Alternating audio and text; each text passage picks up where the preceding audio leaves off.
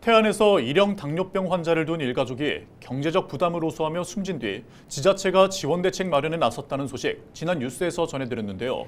일형 당뇨병은 평생 치료를 받아야 해 경제적 부담이 매우 큰 만큼 정부 지원이 시급하다는 목소리가 커지고 있습니다. 한국 일형 당뇨병 환우회 김미영 대표 전화 연결해서 자세한 내용 들어보겠습니다. 대표님 안녕하세요. 먼저 일형 당뇨병에 대해 설명 부탁드리겠습니다.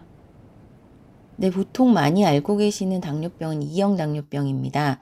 혈당이 높다라는 증상은 유사하지만 1형 당뇨병과 2형 당뇨병은 중증도나 발병 기전, 관리 방법 측면에서 매우 다른 질환입니다. 1형 당뇨병은 어느 날 갑자기 췌장의 베타세포가 파괴되어 인슐린이 분비되지 않는 질환이라 반드시 인슐린을 외부에서 주사 형태로 주입해줘야 살 수 있는 질환입니다. 청소년 시기에도 발병하지만 성인에서도 발병하여 전 연령층에서 발병하는 질환이기도 합니다. 한번 진단을 받으면 아직까지 완치가 되지 않고 평생을 관리하며 살아가야 하는 질환이고 유전이나 식습관 관련성이 적은 질환이기도 합니다. 그리고 흔히들 1형 당뇨병을 소아당뇨병으로 많이 알고 계시는데요. 앞서 말씀드린 대로 1형 당뇨병은 소아청소년 시기에만 발병하는 질환이 아니고 소아청소년 시기 이후에 완치가 되는 질환도 아니기 때문에 소아당뇨라는 병명은 잘못된 병명입니다.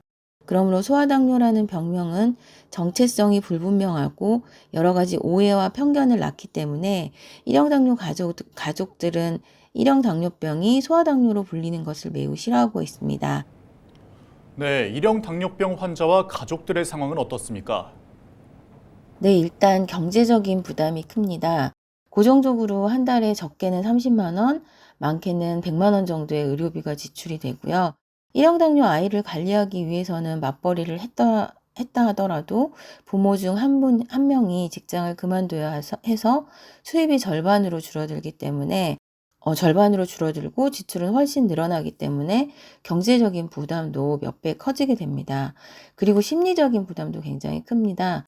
1형 당뇨 부모나 아이들도 스스로 1형 당뇨를 가지고 건강하게 살 수 있을까? 또는 저혈당, 고혈당을 대처하면서 부모 같은 경우 아이가 힘들어하는 모습을 보는 것이 우울증으로 이어져서 과거에도 부모가 극단적인 선택을 하거나 성인 당사자가 극단적인 선택을 하는 경우도 많았습니다. 네, 그럼 앞으로 환자와 가족들을 위해 어떤 정책이 필요할까요?